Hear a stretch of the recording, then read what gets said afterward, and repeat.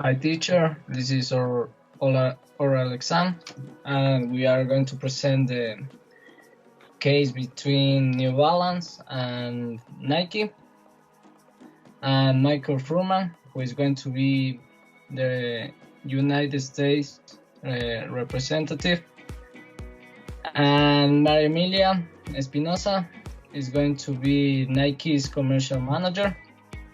Christian de la Cruz is going to be New Balance commercial manager, and Alan Warner is going to be Michael Furman, and me, Danny Warkila, I'm going to be the mediator. So, to get into the context of the case, Nike, they produce their shoes in Vietnam, and they want to keep the tariff down. And New Balance, who produce their shoes in USA, they want to keep the tariffs. And below, the two brands are going to explain their arguments, and Michael Furman is going to take a decision of this case. Okay, it's a pleasure to me to be here. I'm Michael Furman from the U.S. Trade Representative. Also, I'm one of the main responsibles to adopt new measures and reassure the wellness in our economy. The Trans-Pacific Partnership could be a great step for a lot of countries and the U.S. economy as well. A lot of countries could be benefited with this trade. The final terms of this conversation between the representatives that will determine the future in a better place of the market. Please, representatives, I think we shall start. Good afternoon to everyone present. I am Maria Emilia Espinosa, commercial representative of Nike. Nike is an American multinational company dedicated to the design, development, manufacture, and marketing of other sports equipment like balls, footwear, clothing, equipment, accessories, and sporting goods. The company is headquartered in Oregon, in the Portland metropolitan area. It is the world's largest supplier of athletic shoes. Okay, I'm Christian, the commercial manager of New Balance.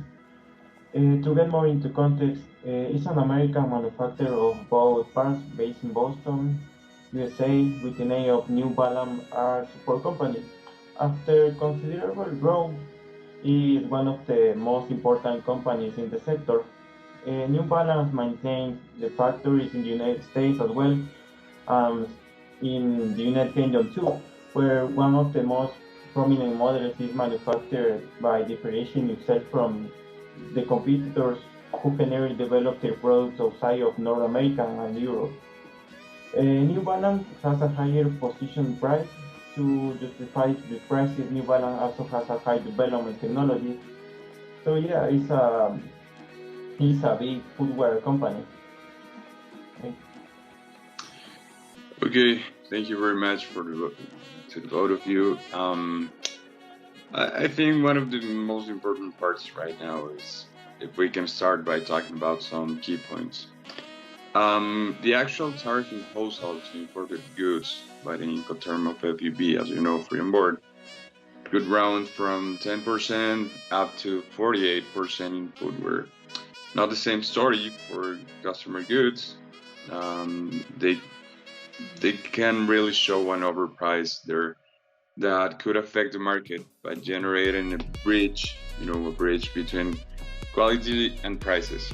I think I need to understand a little bit more. Where are you standing right now? I need to understand more about your arguments. Why don't we begin with Nike? I want to ask you, what do you think about generating a block to Vietnamese import footwear? Sure. Currently, the Nike factory is located in Vietnam, where the workmanship and quality of the final product is excellent. Nike products are desired by millions of Americans, and that is why we want to reach everyone at an accessible price. Unlike New Balance, that have their factories in the United States and a greater relationship with their final consumer, and that is why we consider the tariffs to be a barrier for us. Okay, perfect. Let's keep on. New Balance. I need to understand more about you. What do you say about important footwear? Yes, okay. I manufacture in the USA, as you know. If you one day eliminate the tariffs, it will not be able to compete against Nike because this affects me directly due to the fact that if it really happens, they will also affect the footwear industry, Nike and New Balance. So for my company, it is wrong that you want to eliminate the tariffs. We should make an agreement in which you realize that if we eliminate the tariffs, we will affect the entire footwear industry. So the position of the US, here we're going to divide into two parts, and we're going to analyze the view of the customer and the government. This situation for Americans, this is going to be good because the footwear prices will go down and other brands are going to set a good price to be competitive. And now about the government, they will collect less money from the footwear import, and we will have less budget for future projects. Okay. Well, thank to the both of you. I'd like to say that there will never be, a way to please every stakeholder. But I need to think in the commonwealth of my country right now, and we'll consider it as the best solution at the moment. We need to take care of employment in the US. A lot of people depends on their work at the footwear factories.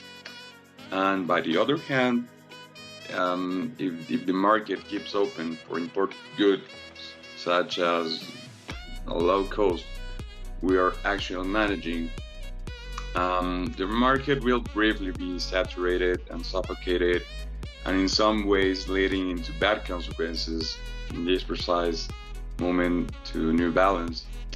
I think it is important to create and protect the local market and local industry. We need to focus on this right now. These elements of new tariffs will not be overwhelming as you think will be Nike. They will have to be very accurate indeed in order to generate more opportunities for the both of you. So we will determine an accurate tariff in order to not affect Nike directly. And by the other hand, thank you very much. This will be all for today. Final details will be sent to you in the next 48 hours. Thank you again. Thank you to all of you to take your time, and we hope that that decision is the right one for everyone. And thank you again. Thank you for the part of New Balance. This is a good choice because we are the footwear industry, Nike and New Balance. So yeah, thank you. Yes, I think is the best option for Nike and New Balance. Thanks.